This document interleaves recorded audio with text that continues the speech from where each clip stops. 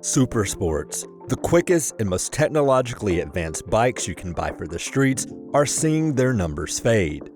These racers, built for everyday use, are a dying breed and a losing battle against more affordable naked bikes, more comfortable retro cruisers, and more practical adventure bikes. While I fall into the camp of riders who would prefer standard bikes, it's hard not to appreciate what Supersports offer us as riders. So in today's video, I'm going to take BMW's S1000RR out for a ride and ponder what it is that superbikes have to offer.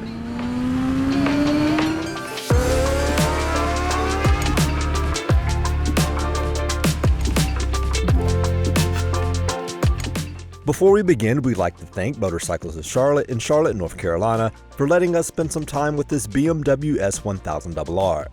Motorcycles of Charlotte has a great selection of new and used motorcycles and is home to premium brands such as BMW, Ducati, and Triumph.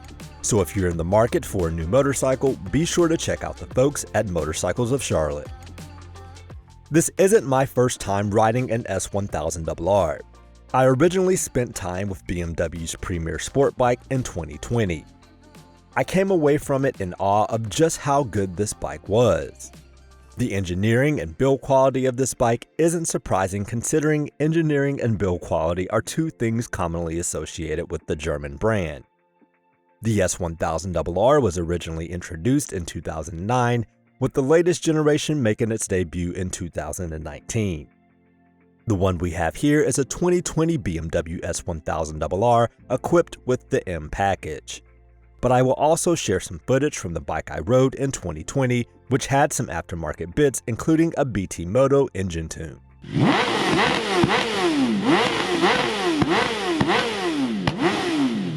According to data from MCIA, naked bikes, adventure bikes, and modern classics were the top registered bikes in August, with sport bikes being a distant fourth.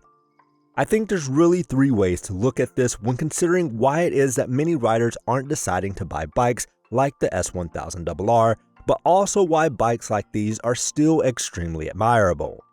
First has to be price, then performance and usability, and last, looks and equipment. The S1000RR equipped with the M package adds some notable upgrades over the standard bike that include most obviously the gorgeous M Performance Motorsport livery. Additionally, there's a lighter battery that shaves 4.4 pounds of weight, carbon wheels that are nearly 4 pounds lighter than the standard wheels, a sportier seat, an M chassis kit, and additional ride modes. This bike also has the premium package, which includes a charging port, tire pressure monitor, dynamic damping control, cruise control, and heated grips. And if all of that isn't enough, it also has the M billet pack that includes foldable levers and upgraded rear sets. With the M package's weight savings, this S1000RR has a curb weight of 427 pounds, which is a 7-pound reduction over the standard bike. This bike equipped with all of these options in 2022 would push it well past its $17,000 base price to nearly $25,000. That brings me to the first issue of price, and the reason a lot of motorcycle buyers aren't interested in these top-level sport bikes. They are extremely expensive.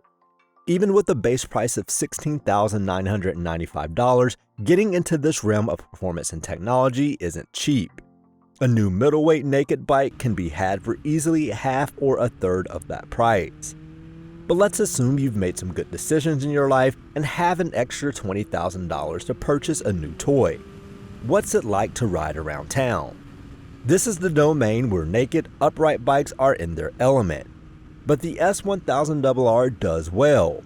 The main issue is feeling that you aren't using nearly any of this bike's potential. It's almost as if your $20,000 is going to waste.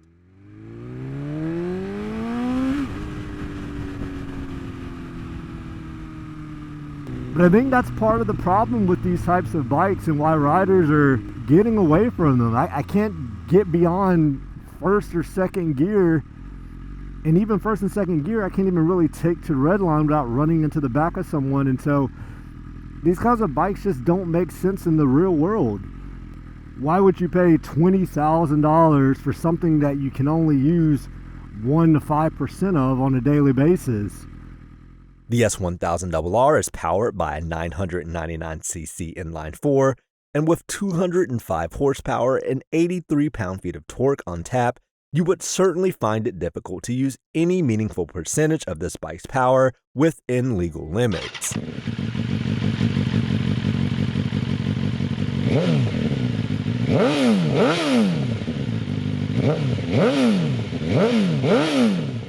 Part of the problem is the fact that both the horsepower and torque peaks come higher up in the RPM range.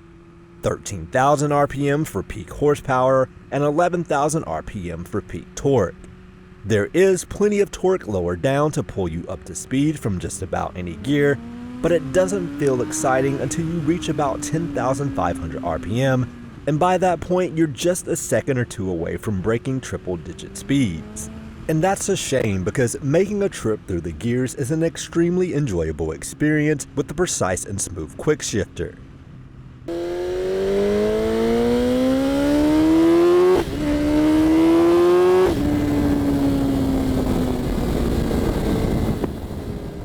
And that's problem number 2. These types of bikes have so much performance capability that you're essentially limited to being on a closed circuit if you want to attempt to get the most out of it. Sure, there are plenty of people that look for opportunities to try and do this on public streets, but I am speaking to the more sensible riders among us. At lower speeds, it is possible to appreciate the S1000RR's extremely intuitive chassis and beastly engine, but the experience is so fleeting that it almost becomes frustrating that you have all of this capability that you can't use. Even on emptier back roads, you're left realizing the bike has so much more to offer, and most likely you don't have the skill to get it there. And last, that brings us to equipment and looks, the area where I believe Supersports are at their best in the real world.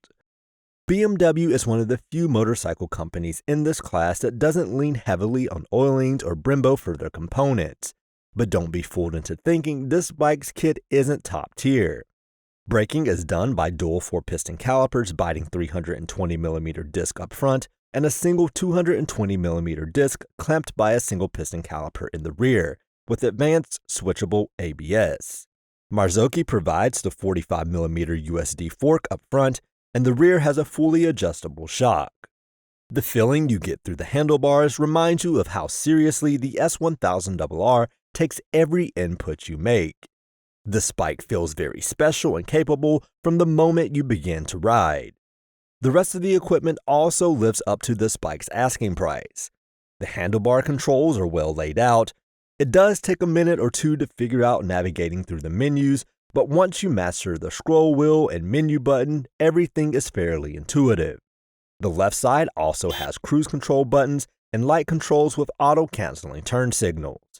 The right side has controls for the ignition, heated grips, and the drive mode button, which can switch between rain, road, dynamic, and race. The digital dash is bright and the animations are smooth and fast to react to menu changes. I personally like the dash layout that can be selected in the Sport menu. The lights all around are LED, and I love the DRL lighting signature. It looks angry, determined, and purpose-bound. It's worth mentioning that touring and adventure bikes are in many cases even better equipped than this bike, making them more practical for longer trips or rides that take you off paved roads. The practicality and comfort element of touring and adventure bikes makes them more appealing to riders with longer trips in mind than Supersports. But I think the most favorable thing about owning this type of motorcycle is that people simply love them. I took a detour to Charlotte's Cars and Coffee as it was ending, and while I didn't get to see many of the cool cars, there were still some people hanging around. And what I noticed riding through was, first off, kids absolutely love motorcycles. They stare, smile, and wave. The kids like it.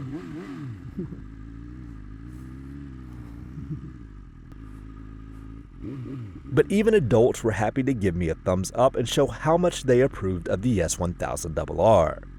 This was similar to the experience I had the last time I rode this bike. The aggressive angles combined with this bike's dynamic bodywork make it a visual marvel. And for me, that's a superbike's greatest attribute in the real world. If you want to go out and be seen and feel like your 20 grand was well spent, you can find it in the approval of others. So what did I discover during my quick time with the S1000RR? First, new superbikes are expensive, and it's hard for the average buyer to justify spending the money to buy one. Second, even if you do have the money to buy one, unless you plan to spend plenty of time at the track, you won't be able to extract any meaningful amount of this bike's performance without taking significant risk on public streets.